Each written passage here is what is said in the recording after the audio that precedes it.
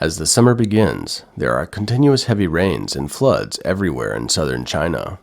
The website of the Chinese Ministry of Emergency Management revealed that from June 21st to 22nd, 104 rivers in the south, including in Guangxi, Guangdong, Hunan, Jiangxi, Zhejiang, and Fujian, suffered flooding above the warning level.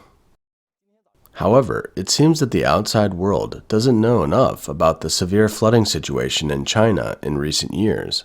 Why is that? We will analyze it in the second half of the episode. First of all, let's look at the areas where the flooding is most severe. This is the city of Yingde in Guangdong Province. A village is almost completely under the water since June 21st. Only the top of a landmark heritage pagoda remains. Public information shows that the first floor of the pagoda is 5.48 meters high, and the whole pagoda is 48.5 meters high. In this video, what you see isn't the scrub, but treetops.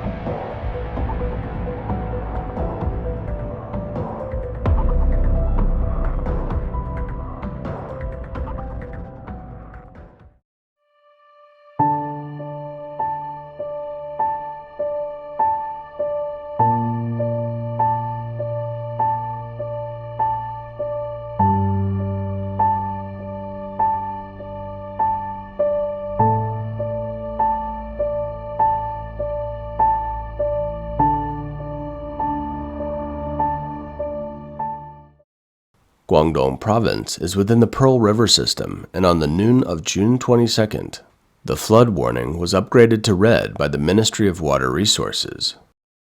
Some people in Yingde City have been evacuated to a stadium. However, many people in rural areas are left with no help. Many local netizens have taken to China's social media, Weibo, to seek help. A post reads that the area has been without power and water for 3 days, and that people trapped there are in desperate need of rescue. One user writes, "My hometown is flooded up to the 3rd floor. My 70-year-old grandfather lives alone there. Family members can't make their way back, and the family house is in bad shape. I'm really afraid that something terrible might happen." Another post reads, "My uncle is still stuck on the roof. Whoever passes by or has a boat, please stop to check on him. Bring him some food and I will pay for it." Why is the flooding in Yingde so bad? Yingde is a county-level city, which belongs to Qingyuan City. Qingyuan City is sandwiched between Shaoguan City and Guangzhou, the capital city of Guangdong Province. Shaoguan City, upstream of Yingde City, was hit by what officials described as a 1 in 50-year flood. In order to protect the local reservoirs in the region, reservoir gates were opened and water was released to Qingyuan City.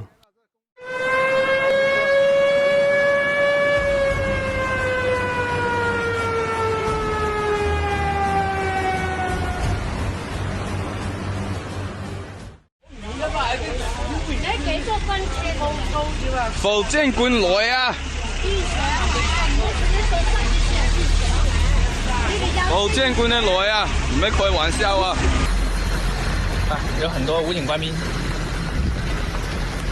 抗洪救险的勇士。百万广场那边非常好。 At the same time, in order to protect the metropolis Guangzhou, located downstream, the local reservoir in Qingyuan can't open its gates and release water to Guangzhou, so the area including Yingde City is sacrificed.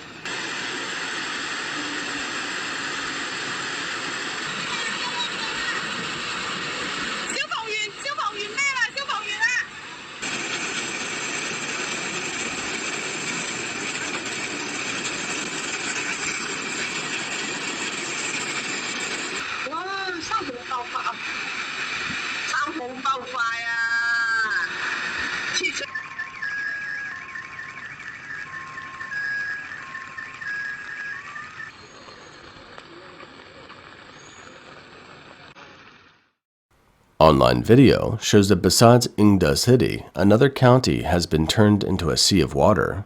Landslides have led to disastrous mudslides. There's no electricity and water. Villagers are homeless.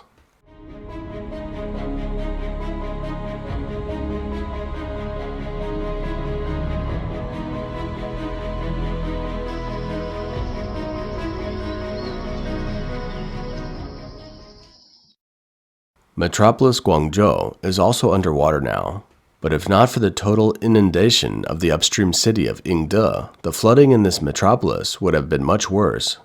Other cities in Guangdong province are also soaking in floods of varying heights.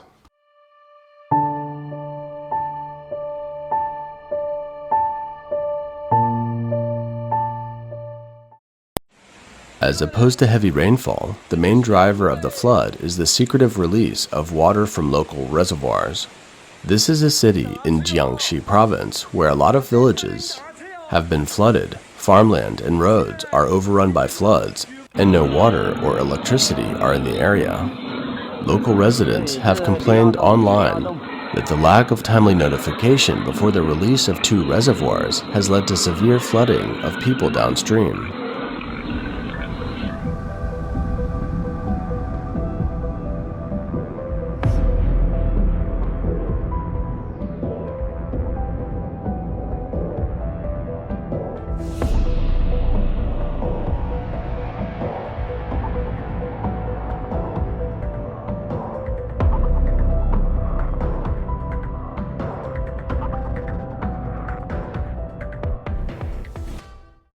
An urgent notice issued by the municipal government on June 20th was leaked online.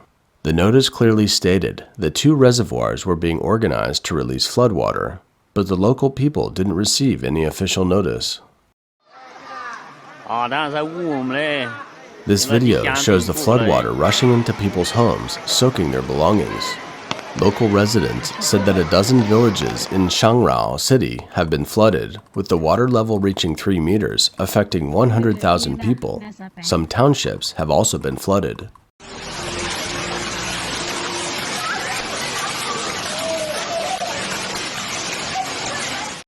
One local citizen told an overseas Chinese media, "The water came very fast. Water discharge combined with the heavy rain, and without any advance notice of the water discharge, we didn't have enough time to evacuate.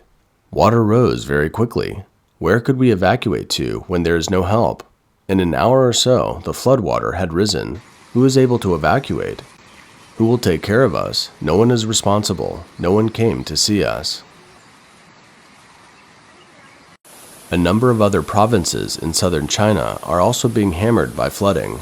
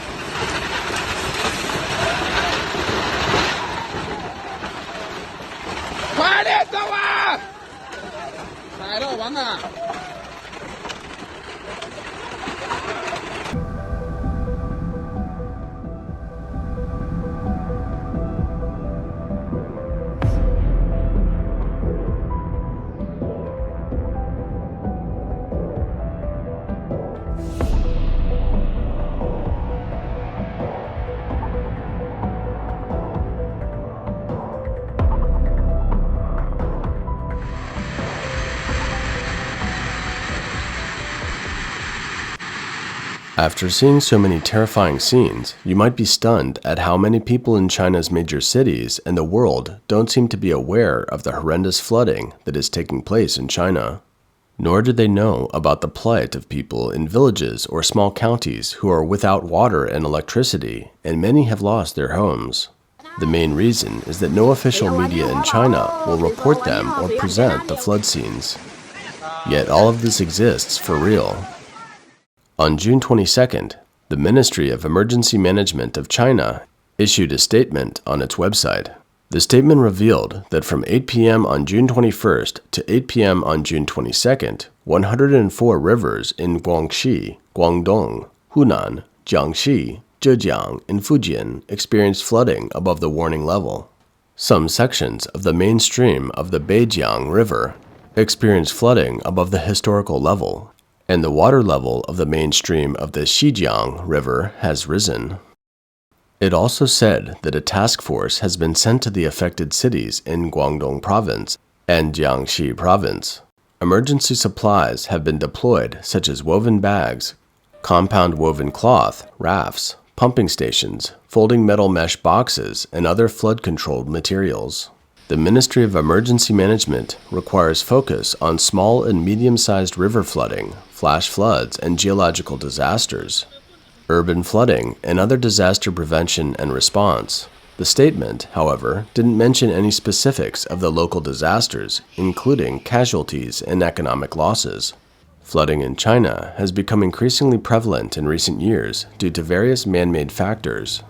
The official Chinese media has responded to such disasters subtly and cleverly. As a result, news of devastating floods is usually circulated only on social media, where tragic footage doesn't appear on official media.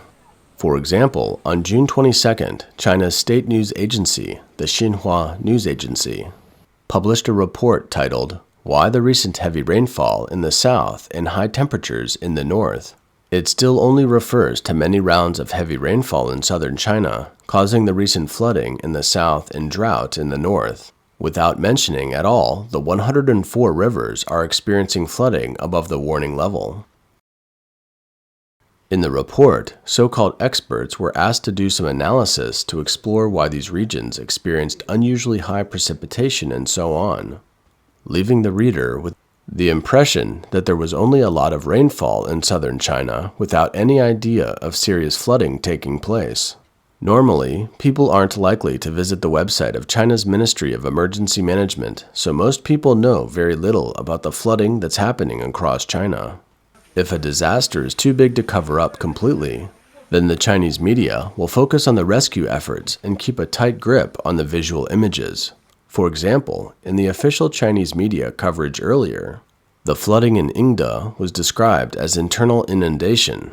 Few viewers could make the connection from that term to the discharge of the reservoir upstream and the safeguarded city of Guangzhou located downstream.